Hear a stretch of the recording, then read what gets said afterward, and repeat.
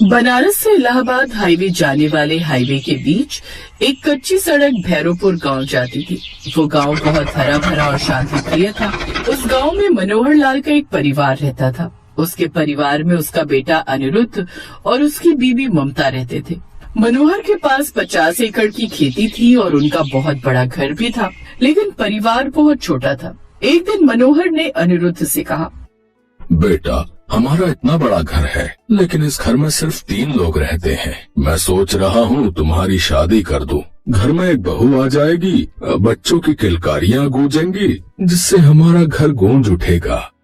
ये फैसला आपने बिल्कुल सही किया। अब अनिरुद्ध शादी के लायक तो हो ही गया है और इतनी बड़ी खेती भी वो संभालने लगा है, तो अब इसकी शादी कर ही देते हैं। क्यों अनिरुद्ध, तुम इस फैसले से खुश हो ना? माँ, पिताजी, मैंने आज तक आपकी कोई भी बात टाली है जो ये वाली टालूंगा। शादी का नाम सुनते ही मन में लड्डू फूट गया होगा, और बोल तो ऐसे रहा है जैसे हम पर एहसान कर रहा है। मनोहर उसी दिन से अपने बेटे के लिए दुल्हन की तलाश करने लगा और कुछ ही दिनों बाद पंडित जी लड़की की तस्वीर लेकर उनके घर पहुंच ही गए। भाई साहब, इस लड़की का नाम राधिका है। इसका परिवार बनारस में रहता है। बहुत ही सरल और संस्कारी परिवार है। आप एक बार चल के लड़की वालों से मिल लीजिए। अगले ही दिन मनोहर अपने बेटे और बीवी को लेकर राधिका के घर पहुंचा और दोनों की शादी तय हो गई। कुछ ही महीनों बाद अनिरुद्ध और राधिका की शादी हो गई। सुहागरात वाले दिन इस गांव में तो बनारस से भी ज्यादा शांति है, और सबसे अच्छी बात यह है कि हमारा घर इतना बड़ा है, लेकिन इस घर में बहुत कम लोग हैं, जिससे मुझसे ज्यादा काम नहीं करना पड़ेगा। राधिका, तुम चिंता मत करो, हम दोनों जम के मेहनत करेंगे, और एक दिन देखना हम 2 से 3, 3 से 4 और 4 से 5 भी हो जाएंगे। इसी तरह दोनों की जिंदगी अच्छे से कटने लगी। फिर एक रात कुछ साधु महात्मा उनके घर पहुंच गए। बेटा, हम लोग प्रयागराज से लौट रहे हैं, यात्रा पर निकले हैं। आज रात अगर आपके घर शरण मिल जाए तो बहुत मेहरबानी होगी। ये आप कैसी बातें कर रहे हैं? आप जैसे महात्मा हमारे घर पधारे हैं, ये तो हमारे लिए सौभाग्य की बात है। बहू, सभी के लिए खाने की व्यवस्था करो। जी पिताजी। राधिका ने सभी के लिए अकेले ही खाना बनाया। सभी साधु महात्मा खाना पीना खाकर सो गए और अगली सुबह उन सभी को आशीर्वाद देकर वहाँ से लौट गए। उनके जाने के बाद राधिका ने अकेले में अपने पति से कहा, बहुत दिनों बाद इतने सारे लोगों का खाना मैंने एक साथ बनाया, इसलिए मैं बहुत थक गई हूँ। मैं आराम करने जा रही हूँ। ठीक है, तुम आराम करो, मैं तब तक खेतों में होकर आता हूँ। राधिका अपने कमरे में आराम करने लगी और अनिरुद्ध खेतों में चला गया। धीरे धीरे शाम हो गई और शाम को अनिरुद्ध के कुछ रिश्तेदार उनकी हवेली टपक पड़े। राधिका, आज तुम्हें फिर से इतने सारे लोगों का खाना एक साथ बनाने का मौका मिलेगा। मेरे मामा के लड़के, बुआ के लड़के आए हुए हैं। उनके स्वागत में कोई कमी नहीं रहनी चाहिए। अब जब इतने सारे लोग आ ही गए तो खाना तो बनाना ही पड़ेगा। आने से पहले बता नहीं सकते थे ये लोग? अरे यार, मेहमान बताकर थोड़ी ही आते। हम बड़े खुश नसीब हैं कि हमारे घर मेहमान आते हैं। कुछ लोग तो अपनी जिंदगी अकेले में ही बिता देते हैं, उनके घर कोई नहीं आता। राधिका ने रिश्तेदारों के लिए फिर से अकेले ही खाना बनाया और वो बहुत थक गई। लेकिन अब हर दिन उनके घर कोई ना कोई आता ही रहता था। एक दिन राधिका इस बात से बहुत परेशान हो गई। उसने गुस्से में अपनी सास से बोला, सासू माँ, जब देखो तब हमारे घर कोई ना कोई आता ही रहता है। कभी रिश्तेदार, कभी कोई संत महात्मा, कभी गांव वाले खाना खाने आ जाते हैं, तो कभी अनजान लोग भी आ जाते हैं। मुझे समझ में नहीं आता है कि ये मेरा ससुराल है या धर्मशाला। अगर खाना बनाने में तुझे तकलीफ होती है तो मुझे बता दिया कर, मैं भी तेरी मदद कर दिया करूंगी। सासू माँ, सिर्फ 2 लोग मिलकर इतने सारे लोगों का खाना कैसे बनाएंगे हर रोज? साल 6 महीने में एक बार मेहमान आए तो ठीक लगता है। रोज रोज मेहमान नवाजी अच्छी बात नहीं है। इससे अच्छा तो आप अपने घर को धर्मशाला बना लीजिए, थोड़े बहुत पैसे भी आने ही लगेंगे। बहू, मुझे लगता है तू इतने दिनों से खाना बना कर थक गई है, जिससे थकावट दिमाग पर चढ़ गई है। चल, मैं तेरी चंपी कर देती हूँ। वहीं दूसरी तरफ प्रयागराज में कुंभ मेला चल रहा था। कुछ लोगों का ग्रुप रेलवे स्टेशन पर खड़ा था, लेकिन वहाँ भीड़ इतनी थी कि ट्रेन में जगह ही नहीं मिल रही थी। उस ग्रुप का लीडर गजोधर लाल बोला, यहाँ ट्रेन में तो चढ़ना लगभग नामुमकिन है। टिकट होते हुए भी हम लोग ट्रेन के अंदर नहीं जा पा रहे हैं। अब हम क्या करें? पिताजी, यहाँ तो बहुत बुरा हाल है। ट्रेन में जगह मिलना तो मुश्किल ही है। सड़कों पर भी बहुत भीड़ है। हम सबको पैदल ही प्रस्थान करना पड़ेगा। सभी यात्रियों ने पैदल ही जाने का फैसला किया। सभी पैदल ही चल दिए। चलते चलते वो लोग हाईवे पर पहुंच गए। तभी उन्हें वही कच्ची सड़क दिखाई दी। उनमें से एक आदमी बिहारी ने बोला, गजोदर चाचा, हमका लगता है ये जो कच्ची सड़क है ये शॉर्टकट रास्ता है, हमें इसी रास्ते चलना चाहिए। हो सकता है रास्ते में कोई गांव पड़े तो वहाँ हमें कुछ खाने पीने की व्यवस्था भी हो जाएगी। बिहारी लाल बिल्कुल सही कह रहा है, चलो हम सब इस कच्ची सड़क से ही चलते हैं भैया। सैकड़ों गांव वाले उसी कच्ची सड़क पर चलने लगे और चलते चलते मनोहर के गांव पहुंच गए। गांव पहुंचने के बाद उन्हें मनोहर की हवेली दिखाई दी। गांव वालों, हमारे बच्चे भूख प्यास की वजह से बेहोश हो रहे हैं। मुझे लगता है ये हवेली गांव के सबसे अमीर इंसान की है, ये हमारी मदद जरूर करेंगे। सही कह रहे हो चाचा, अगर हमें पानी नहीं मिला तो हम आगे का रास्ता तय नहीं कर पाएंगे और रात भी काफी हो चुकी है। मैं दरवाजा खटखटाता हूँ। बिहारी लाल ने दरवाजा खटखटाया तो मनोहर बाहर निकला। मनोहर सैकड़ों लोगों को देखकर हैरान हो गया। तभी वहाँ पर उसकी पत्नी ममता, उसका बेटा अनिरुद्ध और अनिरुद्ध की पत्नी राधिका भी आ गए।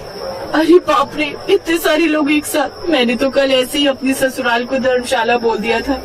देखिए, ये कोई धर्मशाला नहीं है, हमारा घर है। बहू तुम शांत रहो, मैं बात करता हूँ इन लोगों से। आप लोग कौन हैं? हमने इस गांव में आप लोगों को पहले तो कभी देखा नहीं। कहाँ से आए हैं आप लोग? भाई साहब, हम सब लोग कुंभ मेला में स्नान करने के लिए गए थे। हमारे साथ और भी लोग थे, लेकिन भगदड़ इतनी तेज मची कि वो लोग अपनी जान से हाथ धो बैठे। हम सब की टिकट होने के बावजूद हमें ट्रेन में जगह नहीं मिली, क्योंकि वहाँ पर बहुत भीड़ थी। वहाँ बहुत अफरा तफरी मच गई थी। अगर हम जबरदस्ती ट्रेन में बैठते तो कुछ लोग और अपनी जान से हाथ धो बैठते। इसीलिए हमने पैदल ही चलने का फैसला किया और चलते चलते हम आपके गांव पहुंच गए। ये तो बहुत बुरा हुआ आप लोगों के साथ। अभी आप लोग सुरक्षित तो है ना? हाँ, जब तक बस ऊपर वाला चाहेगा हम लोग तभी तक सुरक्षित हैं, क्योंकि अब हमारे अंदर हिम्मत नहीं बची कि हम पैदल एक कदम भी चल सके। 24 घंटे से हमने कुछ नहीं खाया। चिंता मत कीजिए, आप लोग हमारी हवेली में ठहर सकते हैं। यहाँ आपको सारी सुविधाएं मिल जाएंगी। बहू, इन सबको पानी पिलाओ और खाने पीने का भी इंतजाम करो। सासू माँ, सैकड़ों लोगों का खाना मैं अकेले कैसे बना पाऊंगी? हमारा घर तो सच में धर्मशाला ही बन गया। इससे पहले कि उसकी सास कुछ बोल पाती, उसे भीड़ में मौजूद सभी औरतों ने कहा, आज के जमाने में आप जैसे लोग मिलते ही कहाँ हैं? आप लोग इंसान नहीं बल्कि भगवान हैं। इस हवेली में जितने मर्द हैं वो देवता हैं और जितनी स्त्रियां हैं वो साक्षात देवी स्वरूप हैं। आप लोग फिक्र मत कीजिए, हम सभी औरतें खाना बनाने में आपकी मदद करेंगे। आपको लाखों करोड़ों लोगों की दुआएं एक साथ मिलेंगी। उनकी बातों का असर राधिका पर बहुत गहरा हुआ। राधिका ने उन औरतों से कहा, हम लोग कोई भगवान नहीं है, हम लोग भी इंसान हैं। आजकल लोगों के अंदर बुराइयां इतनी बढ़ गई है ना कि कोई भी इंसान हल्की सी भी अच्छाई कर देता है तो वो लोगों की नजर में भगवान बन जाता है। चलिए, आप सब लोग मेरे साथ चलिए, हम सब लोग मिलकर खाना बनाएंगे। आप लोगों को कोई तकलीफ नहीं होगी यहाँ।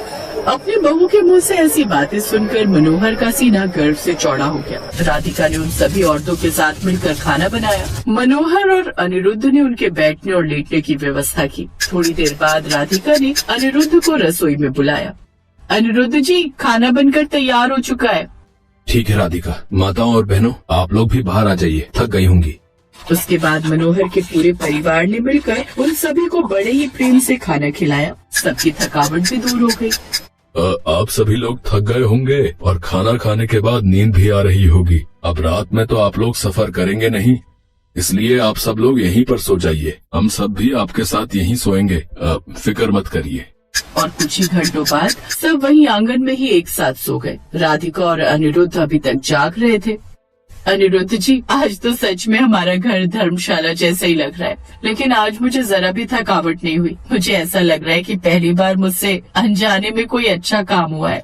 चलो, कम से कम तुम्हें समझ तो आया। राधिका, इस संसार में लोगों की सेवा करना ही सबसे बड़ा धर्म है।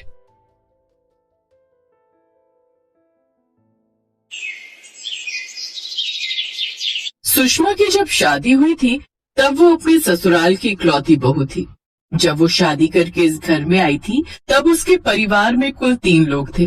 सुषमा, उसका पति और उसकी सास। लेकिन कुछ समय बाद ऐसा कुछ हुआ कि सुषमा की सास का निधन हो गया। फिर 2 साल बाद उसका परिवार आगे बढ़ा और उसने 2 बेटे और 2 बेटियों को जन्म दिया।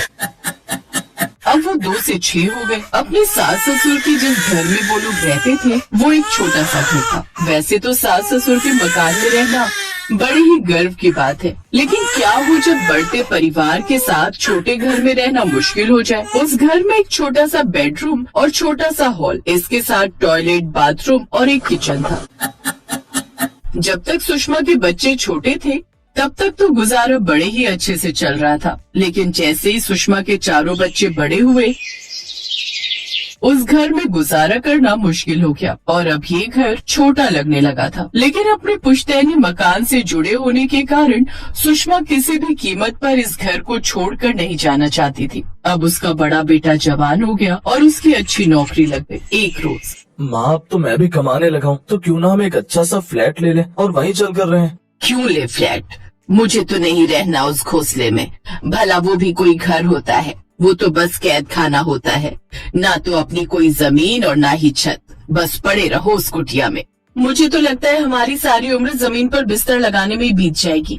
तू क्यों चिंता करती है? कुछ महीनों में तेरी शादी हो जाएगी, फिर तू आराम से अपने ससुराल में पलंग पर जाकर सोना। बच्चों के लाख समझाने पर भी सुषमा नहीं मानी। ऐसे ही कुछ दिन बीत गए। फिर एक रोज, माँ मुझे अपने ऑफिस में काम करने वाली सुहानी पसंद है और हम दोनों एक दूसरे से शादी करना चाहते हैं। आप कहो तो मैं उसके घर वालों से बात करूँ। अब जब तूने लड़की पसंद कर ही ली है तो मैं कौन होती हूँ मना करने वाली। बुला ले उनको मिलने। ये सुनकर मयंक खुश हो जाता है, लेकिन वो मन ही मन सोचता है, अगर मैंने सुहानी के पेरेंट्स को अपने घर पर बुलाया तो वो तो इस माचिस की डिब्बी जैसे घर को देखकर ही मना कर देंगे। नहीं, मैं ऐसा करता हूँ, कोई रेस्टोरेंट बुक कर लेता हूँ। फिर दोनों परिवार एक रेस्टोरेंट में मिलते हैं जहाँ सबकी रजामंदी से रिश्ता पक्का हो जाता है। कुछ दिनों बाद दोनों की सगाई का फंक्शन होता है। इसके लिए भी मयंक एक बैंकेट हॉल चुनता है जहाँ उनकी सगाई पूरी होती है। बेटा सगाई तो निपट गई, लेकिन शादी के बाद क्या होगा? आप फिक्र मत करो भैया, जब तक कोई जुगाड़ नहीं हो जाता आप और भाभी बेडरूम में सो जाना और मैं, बाबा, माँ और अनिल और सोनम बाहर हॉल में सो जाएंगे। 1 महीने बाद उन दोनों की शादी हो जाती है। शादी के बाद सुहानी अपने ससुराल आ जाती है। इतने छोटे घर को देखकर सुहानी कहती है, ये सब क्या है मयंक? इतना छोटा घर और उसमें इतना बड़ा परिवार। अरे 2 मेहमान नहीं आ सकते घर में? और ये सब तो मुझे पहले नहीं बता सकते थे क्या कि मेरा ससुराल मुश्किल से 1 कमरे का है? देखो सुहानी, तुम इस घर पर मत जाओ। भले ही ये घर छोटा है, लेकिन मेरे घर वालों का दिल बहुत बड़ा है। अरे मैं इसके लिए ब्लेम नहीं कर रही। माना कि तुम्हारे पेरेंट्स बड़ा घर अफोर्ड नहीं कर पाए, लेकिन कम से कम अब तुम तो इस बारे में कुछ सोचो। तुम तो ठीक ठाक कमाते हो, तो आगे की सोचो। सोचकर कोई फायदा नहीं है सुहानी। माँ इसके लिए कभी नहीं मानेगी। वो इस घर को छोड़कर कहीं नहीं जाएगी। लेकिन क्यों? वो मुझे नहीं पता, लेकिन बस मैं इतना चाहता हूँ कि तुम थोड़ा एडजस्ट करना सीख जाओ। उफ, अब एडजस्ट करने के अलावा कोई ऑप्शन छोड़ा भी है तुमने? चलो ठीक है, मैं ट्राई करूंगी। शादी के बाद बुआ मेहमान बनकर अभी भी घर में ही रुकी हुई थी। सुहानी कब से टॉयलेट जाना चाहती थी, लेकिन उसका नंबर ही नहीं आ रहा था। वो गुस्से में मयंक को उठाते हुए कहती है, मयंक ये सब क्या है यार? मुझे कब से टॉयलेट जाना है, पूरे 20 मिनट से रोक कर बैठी हूँ। हाँ तो जाओ ना, किसने रोका तुम्हें? क्यों मेरी नींद खराब कर रही हो? ये तो मुझे भी पता है कि वॉशरूम बाहर ही है, लेकिन वहाँ जो लंबी लाइन लगी हुई है उसका क्या करूँ? पिछले 25 मिनट से तुम्हारे पिताश्री बैठे हैं और जैसे ही मैं जाने लगी तुम्हारी बुआ पेट पकड़कर खड़ी हो गई और फिर नंबर लगाने जाती तब तक तुम्हारी माँ, फिर भाई और बहन आ गई। अब वो सब पेट पकड़कर खड़े हैं। अरे मेरी माँ, धीरे बोल, सब सुन लेंगे। और मेरी बात मानो तो कल से तुम सुबह जल्दी उठ जाया करो। मयंक मैं न सच्ची मुझे तुम पर गुस्सा आ रहा है। ऐसे 2 दिन बीत जाते हैं। सुहानी अपने कमरे में होती है जब सुषमा आकर उसके कमरे के बीचों बीच पर्दा लगाने लगती है। माँ जी, ये आप क्या कर रही हैं? अरे बहू, तुम्हारी बुआ सास कह रही है वो अभी कुछ दिन और यहीं रुकेंगी। ऊपर से वो थोड़ी बूढ़ी है तो उन्हें गर्मी ज्यादा लगती है और तुम तो जानती ही हो कि एसी तो सिर्फ तुम्हारे बेडरूम में ही लगा है, इसलिए अब उनकी खाट यही तुम्हारे कमरे में लगा रही हूँ। और तुम चिंता मत करो, बीच में ये पर्दा रहेगा तो तुम्हें कोई तकलीफ नहीं होगी और फिर बाहर हम सब ठीक से आ भी नहीं पाते। क्या अब अपना कमरा भी शेयर करना पड़ेगा? हाँ बहू, अब तुम्हारी शादी हो गई है। मायके के ठाट बाट भूल जाओ। अब न तुम एडजस्टमेंट की आदत डाल लो, और अब बेटे की शादी हो गई है तो मेहमानों को तो बाहर नहीं निकाल सकती ना। अब बूढ़ी बुआ की खाट सुहानी के कमरे में लग जाती है। यहाँ तक तो तब भी ठीक था, लेकिन एसी की ठंडी हवा में सोने से खुद को उसके देवर ननद भी नहीं रोक पाते, और वो भी अपना गद्दा लेकर सुहानी के कमरे में डालकर सो जाते हैं। ये सब देख अब सुहानी का मुंह बनने लगता है, और भले ही उसकी सास उसकी ये पीड़ा नहीं समझ पाती, लेकिन उसकी बुआ सास को सब समझ आ रहा था। सुहानी तो किसी से कुछ नहीं कहती, लेकिन बुआ उसकी पीड़ा समझ जाती है, और इसके लिए वो मयंक के साथ मिलकर एक प्लान बनाती है। कुछ दिनों बाद मैं वापस चली जाऊंगी, इसलिए जाने से पहले मैं मनाली घूमना चाहती थी, और मैं चाहती हूँ कि हम सब साथ में चलें, पूरा परिवार। न जाने बढ़ती उम्र के साथ फिर ये मौका मिले या ना मिले। अब वो सब एक साथ मनाली चले जाते हैं, जहाँ घूमने के बाद वो सब थक चुके थे। फिर रात के समय वो सब होटल में पहुँचते हैं, जहाँ वो देखते हैं कि इतने बड़े परिवार के लिए मयंक ने सिर्फ एक ही कमरा बुक करवाया हुआ था। अरे ये तुमने क्या किया, इतने सब लोगों के लिए सिर्फ एक ही कमरा, 2 पैसे बचाने के लिए ये क्या किया तुमने? उसे ऐसा करने के लिए मैंने ही कहा था, और इसमें बुरा भी क्या है, सब जैसे तैसे एडजस्ट कर लेंगे। कैसे कर लेंगे दीदी, आप ही बताओ, इतने बड़े परिवार के लिए कमरे में कैसे गुजारा होगा? यही तो मैं तुझे समझाना चाहती हूँ सुषमा, जब परिवार बड़ा हो जाए तो एक कमरे में गुजारा करना मुश्किल हो जाता है। ऊपर से अगर घर में नई बहू आ जाए, अब वो बेचारी किसी से कुछ कहती नहीं, इसका मतलब ये नहीं कि तुम उसकी मजबूरी ना समझो। ना तो वो बेचारी ठीक से अपने बिस्तर पर आराम से बैठ सकती है, ना ही वो अपने पति के साथ चैन के पल बिता सकती। पैसों की कमी की वजह से बड़े परिवार को एक कमरे में रहना पड़े तो समझ भी आता है, लेकिन तुम तो जानबूझकर उस पुश्तैनी घर की मोह माया में पड़ी हो। देखो सुषमा, परिवर्तन ही संसार का नियम है। आप ठीक कहती हो, ना जाने अपने बच्चों की बात समझने में मुझे ही क्यों समय लगा। अब मैं अपने बड़े परिवार के लिए बड़ा घर लूंगी। ये हुई ना बात। चलो अब मयंक और सुहानी को अकेला उनके इस कमरे में छोड़ देते हैं, और हम सब अपने अपने कमरे में चलते हैं। हाँ, मतलब और भी कमरे बुक कर रखे हैं, तो और क्या, अपनी तरह समझ रखा है क्या मुझे? भले गांव से हूँ, लेकिन बच्चों की प्राइवेसी अच्छे से समझ सकती हूँ। इस तरह सुहानी और मयंक अकेले में समय बिताते हैं।